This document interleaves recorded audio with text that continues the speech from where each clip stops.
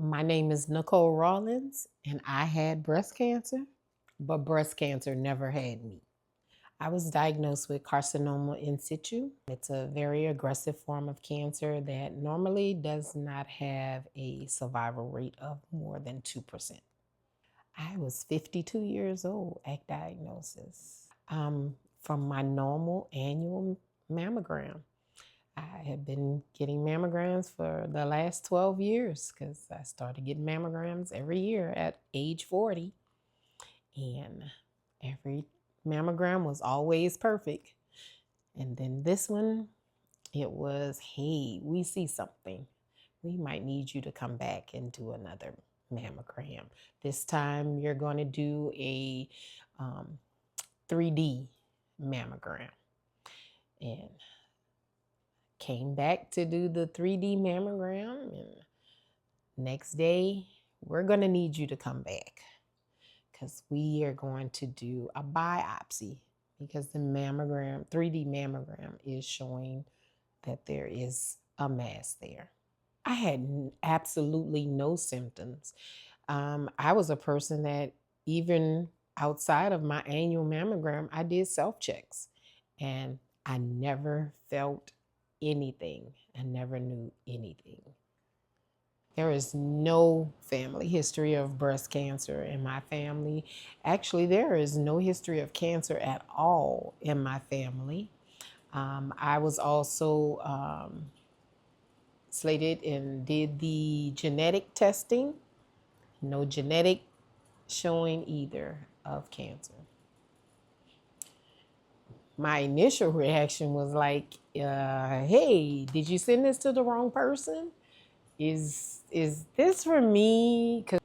And it was sent to me on a Friday evening. Open it up, and I saw all of this carcinoma. I know what carcinoma meant, but besides that, all the other information, I was like, what is this?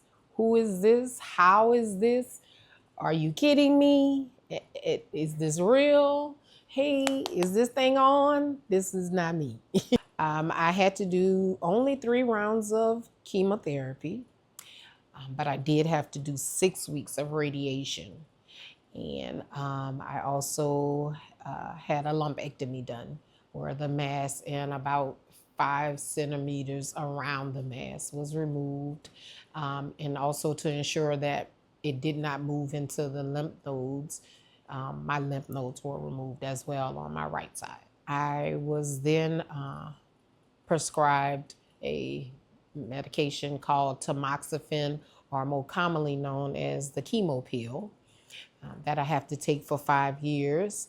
And with God's grace, I have 2 more years of it, and I can't wait. What symptoms or side effects are you having? Oh my God, so many. Mainly, it made my onset of hot flashes more aggressive, although I was 52 years old, so it should have been coming anyway, but it just speeded it along. Also, thinning hair, unable to do my normal little grooming of myself that I love, which is to get my nails done. Couldn't do that because the powder and the acrylic, it kind of coincides or counteracts with the tamoxifen, and it caused my cuticles to swell and itch and irritate it.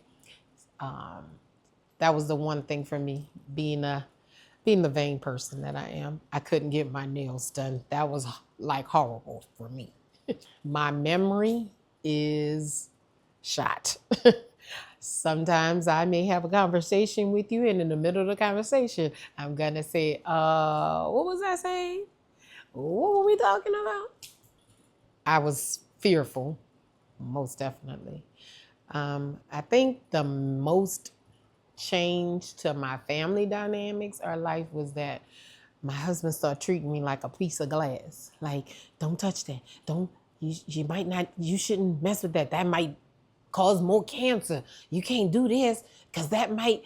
And I'm like, I already had cancer. I've already been through it. it's not coming back. And I started becoming very defensive. Anytime somebody says something about cancer, I would be like, if you don't know about it, don't talk about it. Get out of my face. So that was the most change for me is I was very fearful, and out of my fear, I became very aggressive and forward with people about it. What advice do you have for somebody newly diagnosed? Pray, pray, and always remain positive. Never just say, oh, I got breast cancer. Oh, it's me. Pray and stay strong and positive and know that what my platform always was is I have breast cancer. Breast cancer doesn't have me. It is getting to the point in our society that it's treatable. No matter what level, stage you find out in, it's treatable. It's a tough journey while you're going through the treatments, but just stay positive and hopeful and prayerful. To be supportive and understanding. Um, Memory loss sometimes, the tired and weakness, the not being able to hold your food all the time, all these different things. Just be supportive and understanding and don't force anything. Just if they say they want to lay down, let them lay down. If they say they want to just take a walk, just go take a walk. Just be as supportive and understanding as possible. I mentioned it earlier. It's I have breast cancer. Breast cancer does not have me. God has been good to me for 52 years, and He's going to see me through this as well. And I then started a platform, hashtag Fight Like Nikole, because I'm fought, fought, fought, did not give up, did not give in. Even on the bad days of treatment, being tired, being just feeling nauseous, all of it, I still just pushed through with a smile. Some days after treatment, I went back to work, and I'm a high school dean, and I still went back to work. I might have been moving a little slower, but I was still there. Like, please go to class because this ain't today. You're gonna get pushed into the wall. You just gotta move. What do you feel like? What do you feel gave you strength during breast cancer treatment? I guess really just me staying positive and so self strength. I kept promoting myself that I'm gonna get through this. I got this.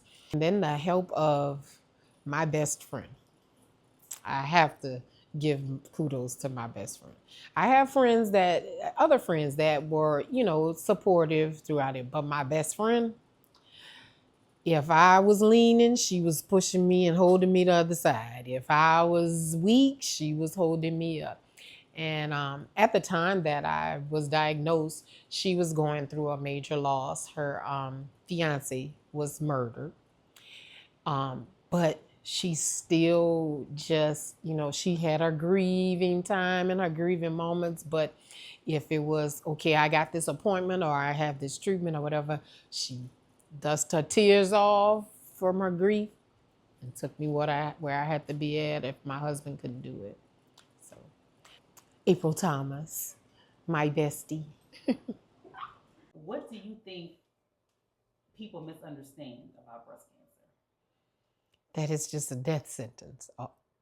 Just automatically, you say breast cancer is, oh, I'm so sorry. It's not a death sentence. It's not. Just continue standing on business. Know that, again, hate to sound like a broken record, know that you have breast cancer. It does not have you. You can walk through this. It may be tough, but you will get through it. And just always stay prayerful and hopeful and positive.